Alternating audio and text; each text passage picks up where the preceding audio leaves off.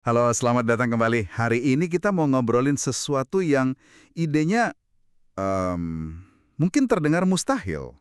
Coba deh Anda bayangin Anda diminta bikin kulkas yang bisa berfungsi baik, tapi tanpa listrik sama sekali. Mustahil kan? Kedengarannya kayak proyek iseng-iseng, tapi ini nyata dan dampaknya luar biasa. Dan cerita di baliknya ini yang jadi inti dari pembahasan kita. Ini bukan tentang teknologi canggih dari, katakanlah Silicon Valley. Ini tentang seorang pengrajin gerabah di sebuah desa di Gujarat, India. Namanya Mansukh Prajapati. Dia bahkan nggak tamat SMA, tapi dia melihat ada masalah yang sangat nyata di sekelilingnya. Masalah yang besar sekali ya. Maksudnya di India itu ada lebih dari 500 juta orang yang hidup tanpa akses listrik yang bisa diandalkan. Jadi buat nyimpan makanan, apalagi di iklim panas, itu tantangan sehari-hari. Nah, dari situlah Prajapati dengan keahliannya sebagai pengrajin punya ide. Ide yang brilian, tempat. Dia menciptakan Mythicool, sebuah kulkas yang 100% terbuat dari tanah liat. Tanpa kabel, tanpa freon, tanpa tagihan listrik sama sekali. Coba kita bedah lebih dalam lagi deh soal cerita ini. Karena ini bukan cuma cerita tentang produk unik kan? Gimana sih cara kerja kulkas tanah liat ini? Maksudnya, sesederhana apa teknologinya? Konsepnya itu cerdas banget dan cuma memanfaatkan prinsip fisika dasar yaitu penguapan. Jadi Mythicool ini punya dua lapisan tanah liat. Air diisi di antara dua lapisan itu. Nah, saat air ini menguap perlahan lewat pori-pori tanah liat di bagian luar, proses penguapan itu narik panas dari ruang di dalam.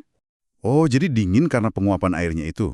Betul. Hasilnya, suhu di dalam kulkas bisa 5-8 derajat Celcius lebih dingin dari suhu ruangan. Cukup untuk bikin sayuran tetap segar selama seminggu. Luar biasa. Jadi ini benar-benar teknologi kuno yang diaplikasikan untuk masalah modern.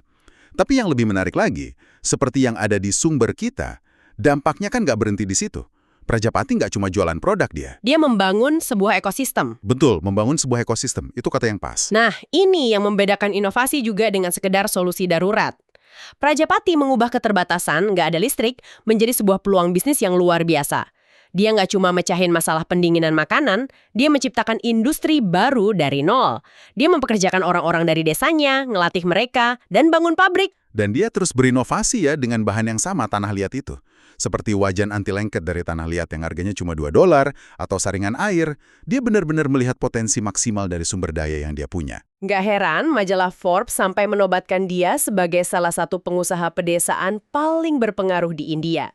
Kisahnya ini contoh sempurna dari apa yang disebut buku ini sebagai semangat jugat. Oke, jugat. Ini kata dalam bahasa Hindia, artinya apa sih sebenarnya? Betul sekali. Jugat, kalau diterjemahkan secara bebas, artinya sebuah solusi cerdas hasil improvisasi. Ini bukan sekedar ngakalin, tapi sebuah pola pikir untuk menciptakan sesuatu yang bernilai dari sumber daya yang sangat terbatas. Ini seni mengubah kesulitan jadi peluang, dan Prajapati ini ya poster boy-nya lah. Ini menarik, karena kalau kita dengar kata jugat, kesannya kan sangat India atau negara berkembang, pola pikir yang lahir karena keadaan yang serba sulit.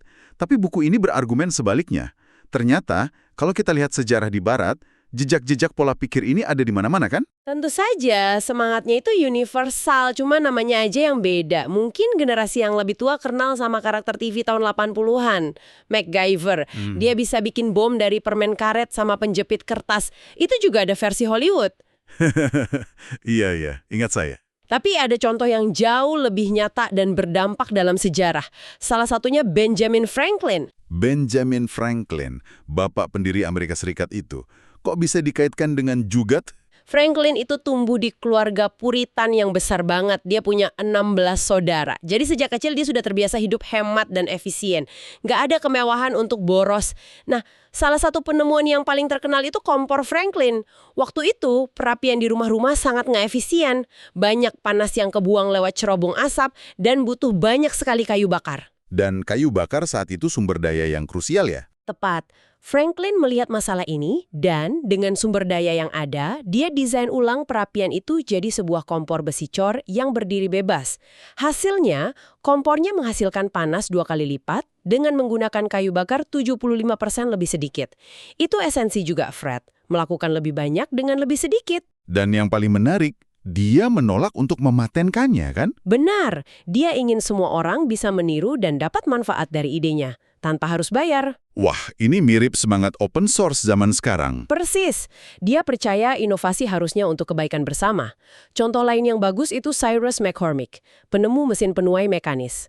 Awal abad ke-19 di Amerika, lebih dari 80% populasi kan petani. Tantangan terbesarnya itu kelangkaan tenaga kerja pas panen. Kalau panen telat, seluruh hasil kerja setahun bisa hancur. McCormick, yang bukan insinyur terdidik, menghabiskan bertahun-tahun ngutak-atik mesin di bengkel ayahnya. Dia berimprovisasi dengan apa yang dia punya untuk memecahkan masalah yang sangat mendesak. Benar. Dan inovasinya nggak cuma teknis. Setelah mesinnya jadi, dia menciptakan model bisnis yang juga Dia nawarin garansi uang kembali, jualan secara kredit, ngasih pelajaran cara pakai. Dia bahkan bangun lagi pabriknya setelah terbakar habis. Dia terus beradaptasi dan berimprovisasi. Semangatnya sangat juga Oke, jadi kalau di Barat ternyata punya sejarah juga yang kuat lewat orang-orang seperti Franklin dan McCormick.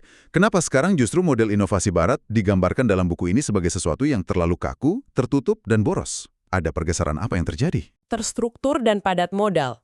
Mereka bangun departemen R&D raksasa, pekerjakan ribuan PhD, habiskan miliaran dolar, tapi hasilnya seringkali nggak sepadan.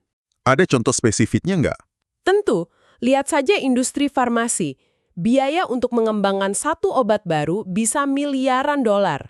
Prosesnya panjang dan sangat terstruktur. Tapi, produktivitas R&D mereka, yaitu jumlah obat baru yang disetujui per dolar yang dihabiskan, itu justru menurun drastis sejak 1997. Wow, jadi uang besar nggak selalu menghasilkan inovasi besar ya? Atau industri otomotif AS.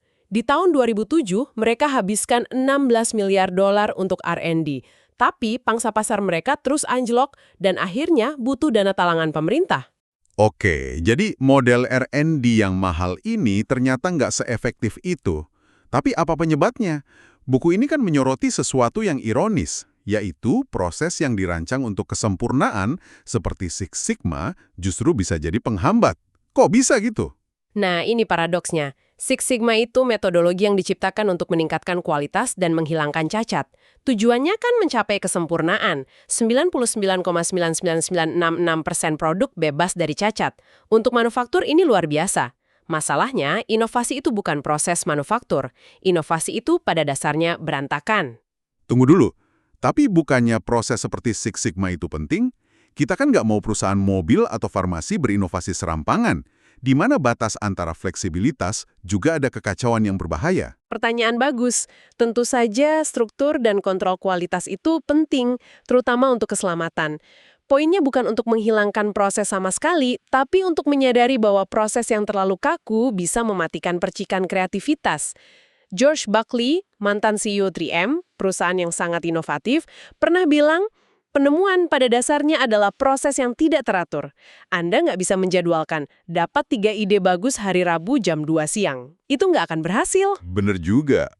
Produk 3M yang paling terkenal, Post-it Notes, itu kan lahir dari kecelakaan di lab kan? Lem yang gagal karena nggak terlalu rekat. Dalam sistem yang kaku, kegagalan seperti itu mungkin langsung dibuang. Tepat sekali. Sistem yang terstruktur dirancang untuk mengoptimalkan yang sudah ada, bukan untuk menemukan yang benar-benar baru.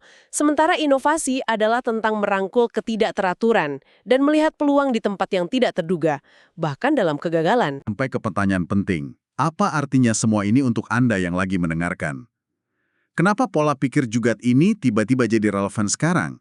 Bukan cuma di India, tapi di seluruh dunia, termasuk di tempat Anda bekerja. Karena dunia telah berubah secara fundamental, buku ini mengidentifikasi 4 kekuatan besar yang membentuk ulang lanskap bisnis global, dan kekuatan-kekuatan ini secara efektif menciptakan kondisi kelangkaan dan ketidakpastian di mana-mana. Kondisi yang secara alami melahirkan Jugat. Oke, mari kita bedah satu persatu. Kekuatan yang pertama adalah kelangkaan atau scarcity. Ya, kelangkaan ini ada di mana-mana. Sumber daya alam seperti minyak dan air semakin mahal dan terbatas. Tapi kelangkaan juga terjadi secara finansial. Setelah krisis keuangan global, konsumen jadi lebih hemat. Pemerintah juga anggarannya terbatas. Jadi semua orang, perusahaan, pemerintah, konsumen dipaksa untuk melakukan lebih banyak dengan lebih sedikit. Ini kayak waktu kita masih mahasiswa, ya kan? Dompet tipis tapi entah kenapa bisa kreatif banget cari cara buat makan enak atau liburan murah. Keterbatasan justru memicu kreativitas. Semangatnya mirip. Analogi yang sangat pas. Kekuatan kedua adalah keberagaman atau diversity. Pasar itu nggak lagi homogen. Dulu, perusahaan besar di barat bisa bikin satu produk dan menjualnya ke seluruh dunia. Sekarang nggak bisa. Dan ini bukan cuma soal etnis atau budaya kan. Keberagaman ini juga soal generasi. Di tempat kerja, ada baby boomers, Gen X, milenial, Gen Z, dengan kebutuhan yang beda-beda. Atau selera konsumen yang super spesifik berkat internet. Tepat. Ada banyak sekali ceruk pasar yang butuh solusi spesifik. Pendekatan satu ukuran untuk semua sudah mati. Perusahaan harus bisa fleksibel dan menciptakan produk yang relevan untuk berbagai segmen. Itu menuntut kelincahan berpikir ala Jugadat. Lanjut ke kekuatan ketiga. Saling terhubung atau interconnectivity. Ini jelas banget kita rasakan setiap hari. Media sosial, smartphone, cloud computing, semua ini telah meruntuhkan tembok perusahaan. Dulu, inovasi itu rahasia dapur yang dijaga ketat. Sekarang, ide-ide terbaik bisa datang dari mana saja. Perusahaan yang pintar nggak lagi mengandalkan R&D internal saja.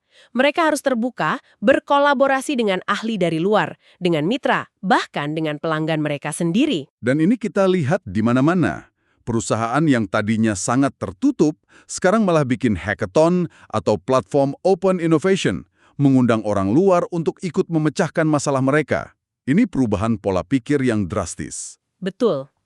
Dan yang terakhir, kekuatan keempat adalah kecepatan atau velocity. Laju perubahan sekarang ini luar biasa cepat. Di era Twitter dan Facebook, reputasi yang dibangun puluhan tahun bisa hancur dalam semalam. Dulu butuh puluhan tahun buat bangun brand, sekarang bisa viral dalam semalam, dan hilang juga secepat itu. Di sisi lain, siklus produk juga jadi pendek banget. Buku ini mencontohkan iPad 2 yang rilis bahkan sebelum para pesaing sempat meluncurkan produk untuk menyaingi iPad 1. Mereka harus bisa merasakan pasar, bikin prototipe dengan cepat, meluncurkannya, dapat umpan balik, dan beradaptasi dengan cepat. Proses yang panjang dan birokratis akan bikin mereka tertinggal jauh. Mereka butuh kecepatan dan fleksibilitas juga. Jadi kalau kita rangkum pembahasan kita, intinya dunia bisnis modern ini secara nggak sadar memaksa kita semua untuk jadi MacGyver ya. Kelangkaan sumber daya, pasar yang makin beragam, konektivitas super cepat, dan laju perubahan yang gila-gilaan. Semua ini membuat model inovasi yang kaku, lambat, dan mahal jadi nggak relevan lagi. Benar. Jugadat bukan lagi sekedar strategi bertahan hidup untuk negara berkembang. Ini telah menjadi strategi pertumbuhan terobosan yang esensial bagi siapapun yang ingin sukses di abad ke-21. Buku ini selanjutnya menawarkan kerangka kerja praktis melalui 6 prinsip inti Jugadat yang bisa diterapkan. Prinsip-prinsip itu adalah Mencari peluang dalam kesulitan, melakukan lebih banyak dengan lebih sedikit, berpikir dan bertindak fleksibel, membuatnya tetap sederhana, menyertakan mereka yang terpinggirkan atau diabaikan, dan yang terakhir, mengikuti kata hati atau intuisi. Dan keenam prinsip inilah yang akan dibahas lebih dalam di bab-bab selanjutnya, memberikan peta jalan bagi kita semua. Ini meninggalkan sebuah pemikiran untuk Anda bawa pulang. Buku ini mengontraskan inovasi yang sangat rencana dari Barat dengan pendekatan improvisasi dari Jugadat. Sekarang coba pikirkan sejenak tentang tantangan terbesar dalam pekerjaan atau proyek Anda saat ini. Apakah solusi yang Anda butuhkan akan datang dari proses yang lebih terstruktur, lebih banyak data, dan perencanaan yang lebih matang? Atau jangan-jangan jawabannya justru ada pada sebuah Jugadat, sebuah terobosan cerdas yang lahir justru karena keterbatasan waktu, dana, atau sumber daya yang Anda hadapi?